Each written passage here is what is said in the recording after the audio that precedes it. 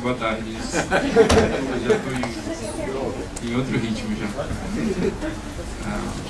Bom, bem-vindos todos e todas para o terceiro e último dia da jornada com o professor Sebastian Scheerer.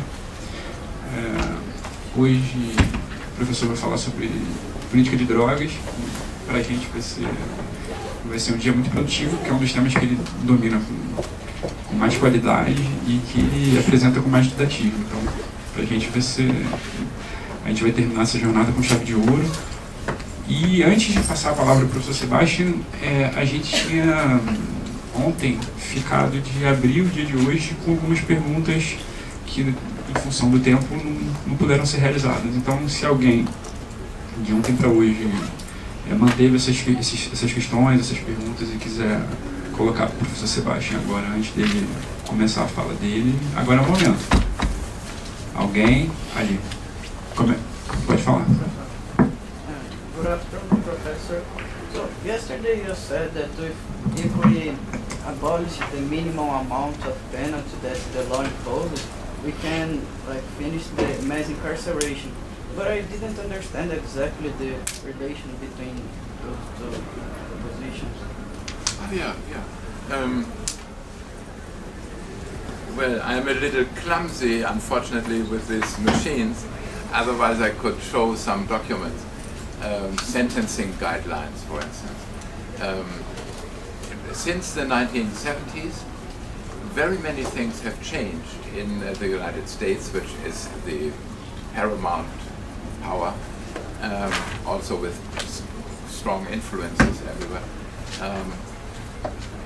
Things have changed in the theory of punishment and in the make-up of experts and panels, and in the judiciary and in public opinion. And the result was that people were unsatisfied with what they thought was that the judges were too lenient.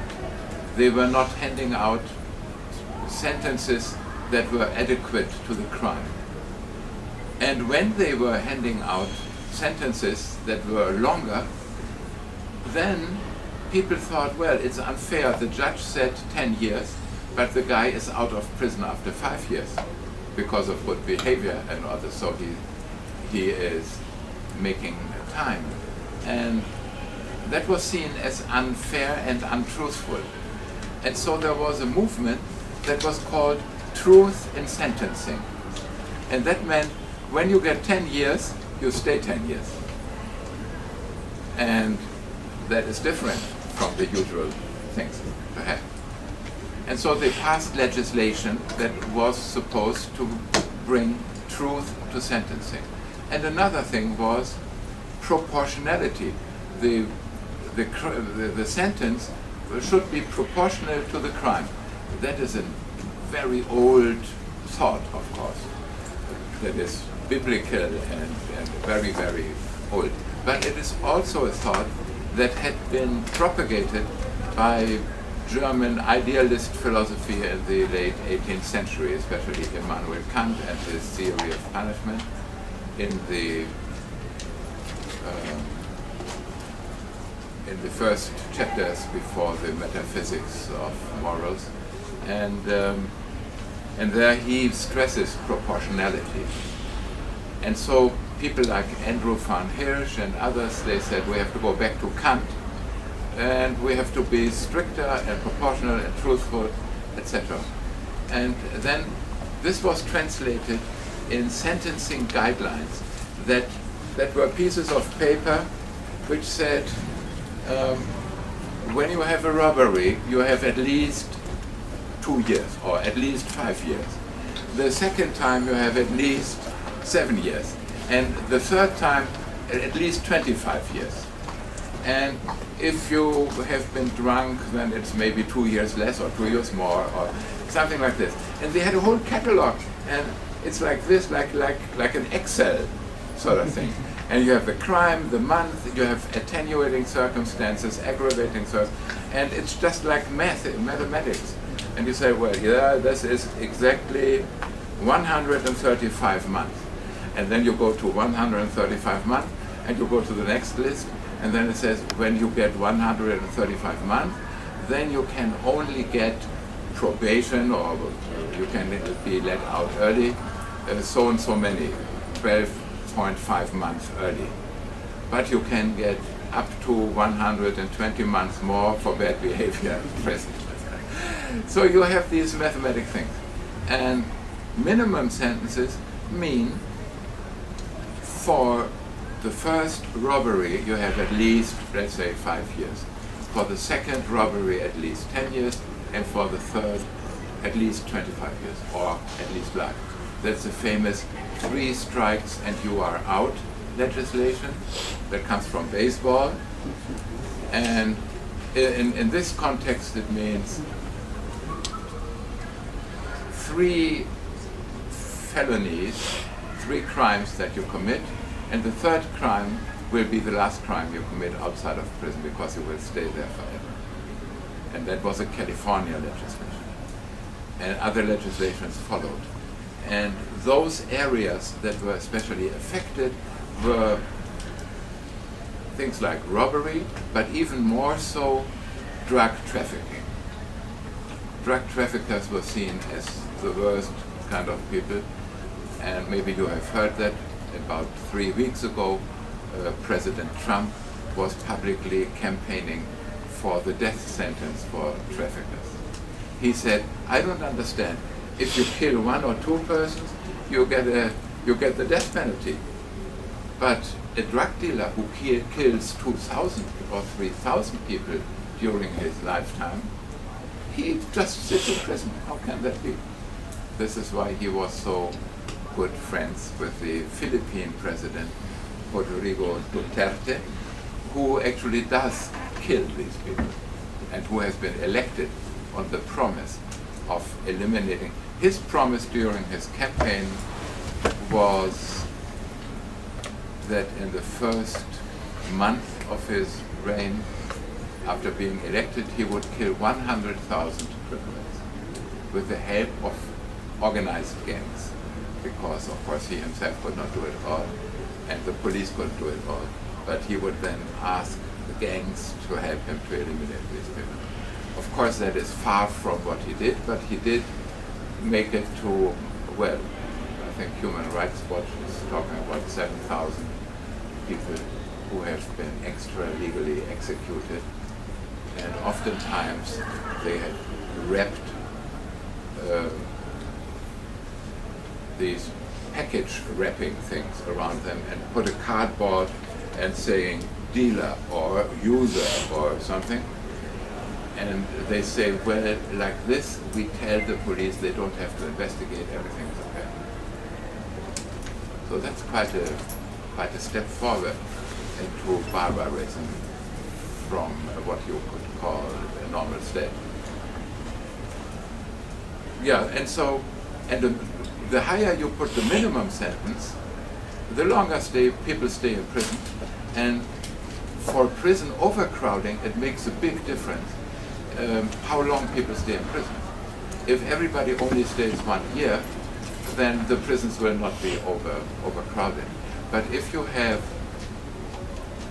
50,000 or 70,000 people with life sentences, and maybe you have 5,000 who are waiting on death row, maybe also wait for a long time, and then you have maybe 100,000 who have sentences of 20 years or 25 years or 30 years.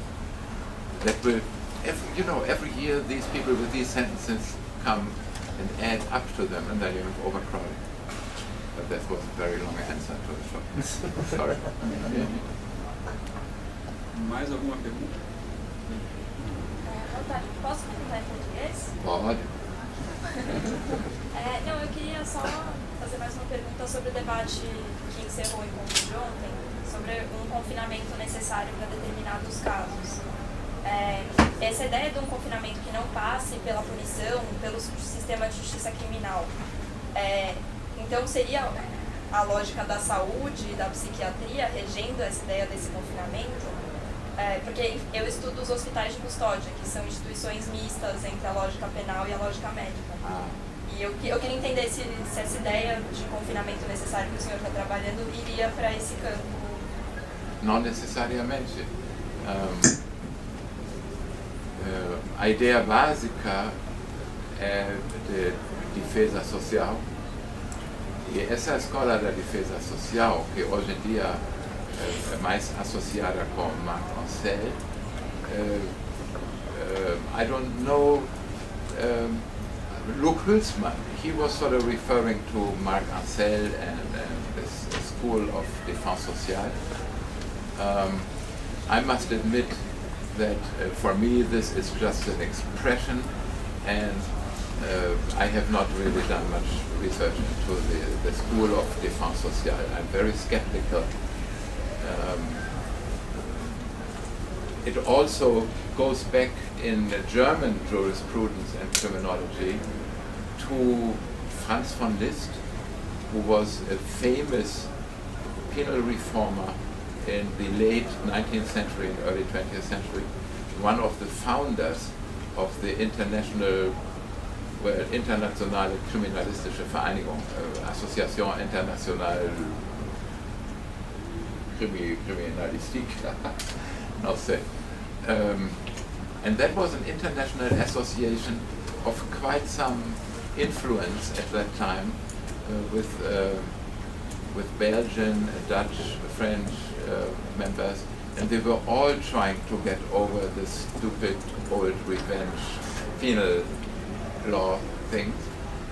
And there were many people who really were for abolishing penal law and replacing it by a simple defense law that would only obey to the necessities of society to protect against really dangerous people. But that did not catch on. What they really invented, the whole story of the German measures, the right of measures. I don't know if you're acquainted with the German penal law or if you have something similar in Brazilian penal law.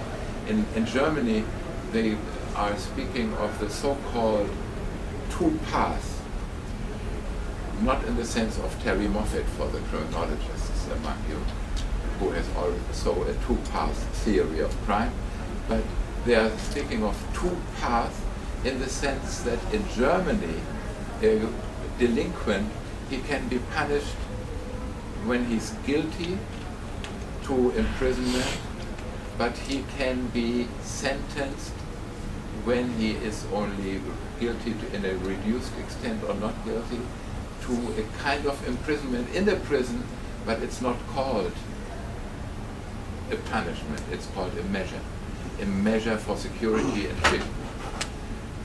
And this was really what Franz von Liszt had wanted to replace the penal code with. He said we can abolish the penal code and we replace it with a code of measures of protection. And then in November 1933, when Hitler had already been installed as Chancellor in Germany, he said, well, we need both. We need punishment and we need these measures. And ever since November 1933, Germany has both. They have punishment and measures. And it had been invented by theorists as a substitute for punishment. And now they say, well, we just add it, which is about the worst solution can happen. So it makes it very difficult to propagate such a system today when you have all this historical stuff. When I think of confinement for security reasons, I think not of putting people in a psychiatric institution and not in a prison. I think of having things that look like the resort prison from yesterday. Because you ask from these people a sacrifice. you ask them to sacrifice their liberty and you take it away from them, not to punish them, but because you don't know how you can protect society against them. If you may excuse this analogy, but if I like these sweet little lions and panthers, and I have a sweet little lion at home, when he grows up, I will have to put him in a cage, probably. Otherwise, he might eat me up. I don't do it to punish him. I don't do it because I don't like him. I do it because I have to protect myself. And then, of course, as somebody who likes lions, I would not put him in a small, terrible cage like a prison cell. Why should I be so cruel to him? I will put him in a large zoo-like thing where he has mountains and rivers and trees, so he can live like a lion. And why should I put a human being into a prison cell? I mean, why should I be so cruel? The human being should be able to live like a human being, especially if I take his freedom away just for my own sake and not because I want to do something bad to him.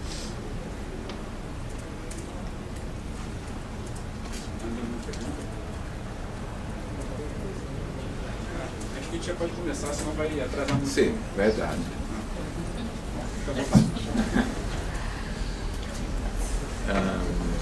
Yeah, thank you, Renato, for taking up this work.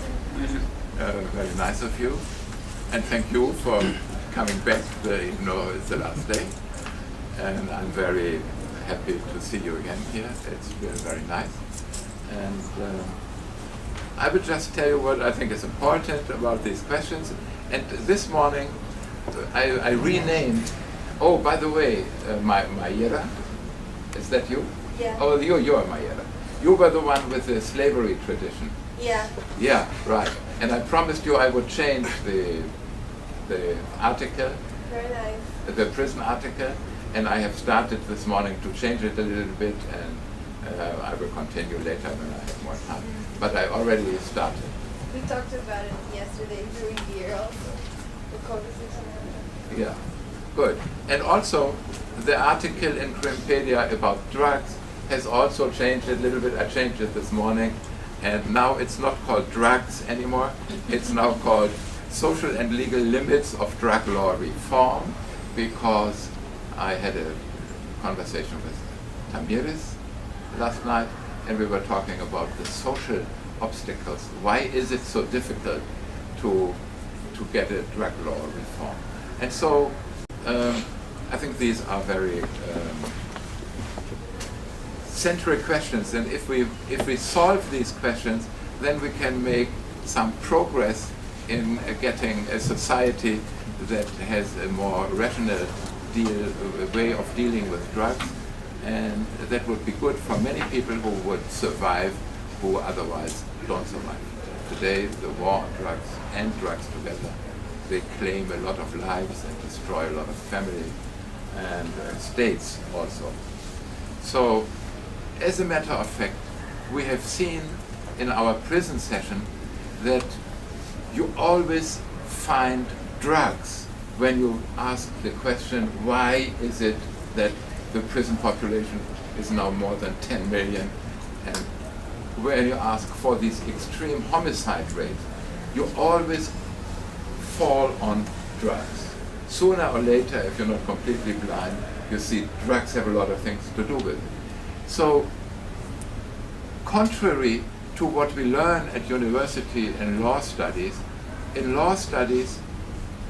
as far as I know, at least in my country, drug law is not a central piece of legal education and legal training. When you're at university, you have the whole normal stuff, but drug law is something of less importance. In the real world, the drug law is a central thing. For the police, for the prisons, for lawyers, for public prosecutors, and especially for those caught in the web of anti-drug legislation. So I think it's a central thing, and I've been thinking about this topic for a long time now. And some questions really are bugging me, and I want to tell you what these questions are. Most of them are very little known and very important at the same time. So maybe it's worth talking about it.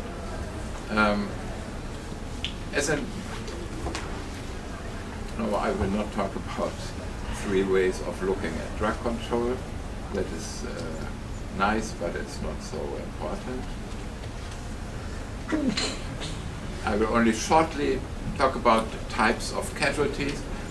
Because, of course, everybody knows drugs create pleasure for many people, and they can also be good for medical treatment, but they also create harm. That is trivial. Everybody knows. Now, what kind of harm? I think it's more or less 6 types of harm. You can overdose yourself or have another kind of drug accident, and that is harm to self. Then you can harm others under the influence of drugs.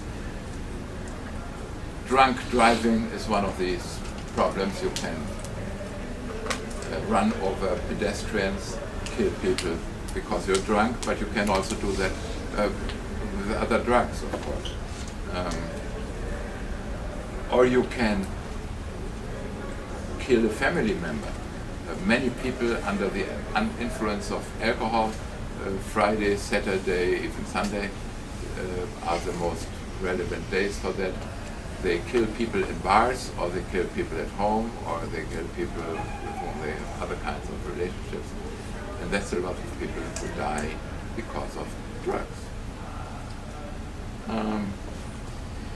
Then, of course, a family that has a drug user among them, any family that has an alcoholic as a family member or a crack user knows what that means.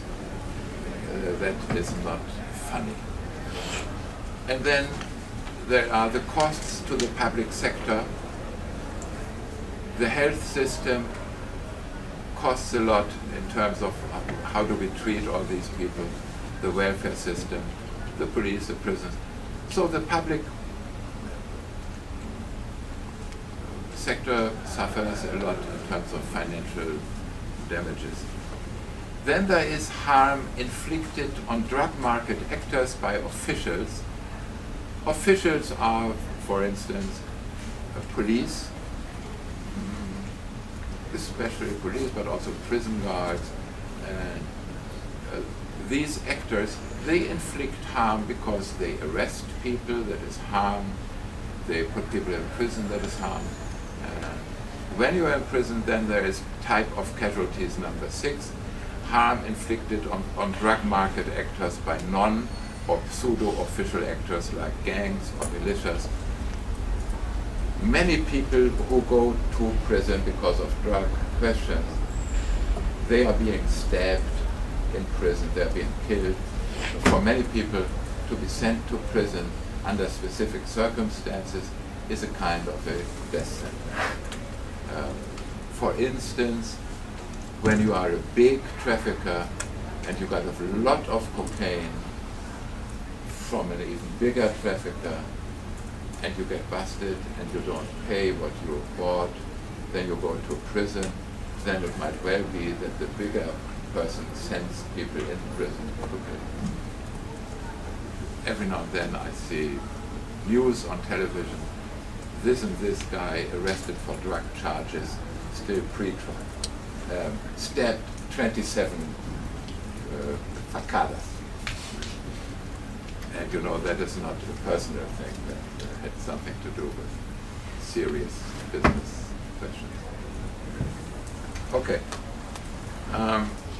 Now it depends really on what you think is the most relevant.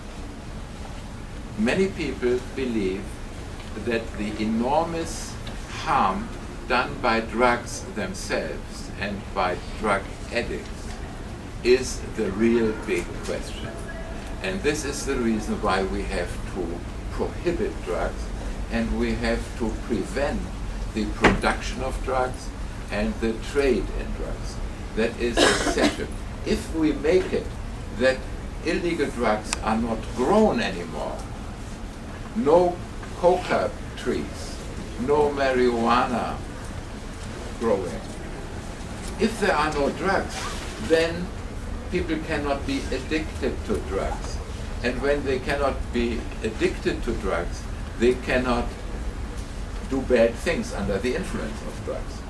And families will not have the problem of drug addicts. Their children will be safe because they can be addicted to video games, but not to drugs anymore. And whoever has a crack-addicted child would say, yeah, okay, better video game addicted than drug addicted. And I would agree. So that is the idea that the dangers of the drugs are so great that we have to prohibit drugs and eliminate drugs, the growing of them, the production of them, and the selling of them. That was, of course, the idea of alcohol prohibition in the United States. That was a great experiment. It was called the Noble Experiment, and it failed. That lasted from 1919 to 1933. And the idea was really, we eliminate the production of alcohol, we eliminate the transportation, the importation of alcohol, and then there will be no alcohol in the United States, and the families will not have the problem that the man is going out to the bar and he comes back drunk, hits the wife and children, and ruins the family finances.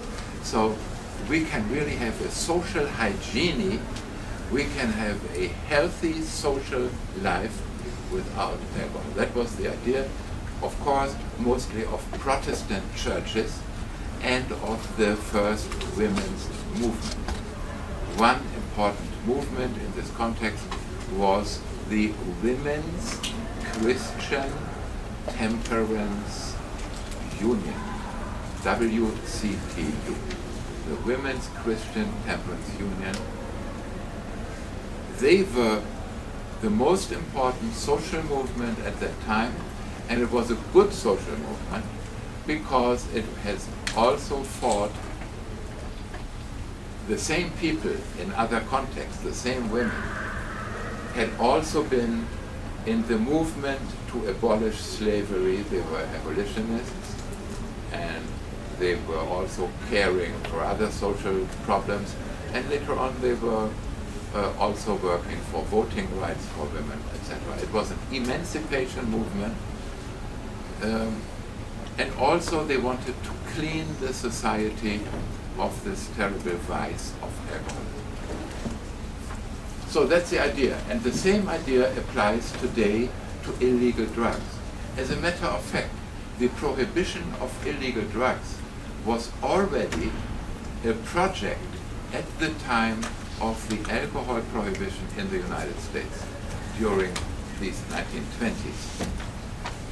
In the 1920s, there was an idea of combining the American alcohol prohibition and an international drug prohibition. The idea was, let's put the two things together, but that didn't work because other countries, especially Spain, Italy, they said, well, you want to prohibit alcohol also and then prohibit everything. That was unimaginable. And so that did not work. But what did work was an international prohibition system for illegal drugs. And people who are focusing on society and on the health of society and on the well-being of their children, they say, of course it's a good idea to prohibit illegal drugs because we want to save our families. That is completely normal to want that. Now, some other people they say that might be a very good idea to keep your family free from illegal drugs. But it is a big difference if we say this is our lifestyle and we want to do this as a lifestyle, for instance, because we are Protestants, and we can also talk with other people and tell them maybe it's good for your family too to be abstinent from illegal drugs. Or if you say, well, we make a criminal law and anybody who takes an illegal drug will be sent to prison, that is a big difference, because you will always have a lot of people who will take these drugs, and then you will have a lot of people in prison. And then prohibitionists say, well, this is why we want to eradicate the cultivation. If you have no cultivation of coca, then you don't have cocaine. And these people are still fighting. Some say we could solve the drug problem if we just invest more energy and if we have higher sentences for drug cultivation, drug traffic, and drug consumption. Maybe we can still get there, and then society will be clean, prisons will be empty, because there will be no drugs anymore. That is the hope. And then there are people who say, well, we have seen it with alcohol prohibition in the States. That was a catastrophic experience. We have seen it now for 100 years with illegal drugs in the world. And prisons are filled. There is enough cocaine. There's enough methamphetamine. There's enough everything, in spite of the war on drugs. So the costs of the war on drugs are much higher even than the costs of drugs themselves for families. And now what this is the second type of person. The first type says, let's have prohibition, one day we will get it done. And the other type of person says, no, this is not the right way. The right way would be to understand that prohibition makes it worse, to end prohibition, and to invent something new. These are the two big movements or convictions. And this, in society, in universities, I think, is a majority of people would say there is enough data to prove that prohibition has not worked and that it cannot work. And this is why we have to reform the drug laws. But in the population, I'm afraid, 67.5% would say, no, it should still be forbidden because I want to protect my children. And somehow people think they protect their children by prohibition. And I want to, first of all, I want to give you an interesting literature. Dan Werb, that if you just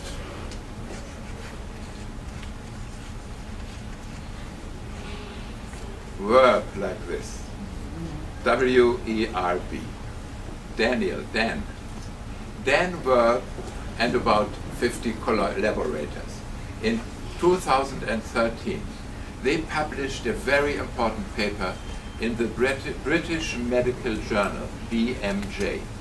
British Medical Journal, 2013, Dan Werb and others.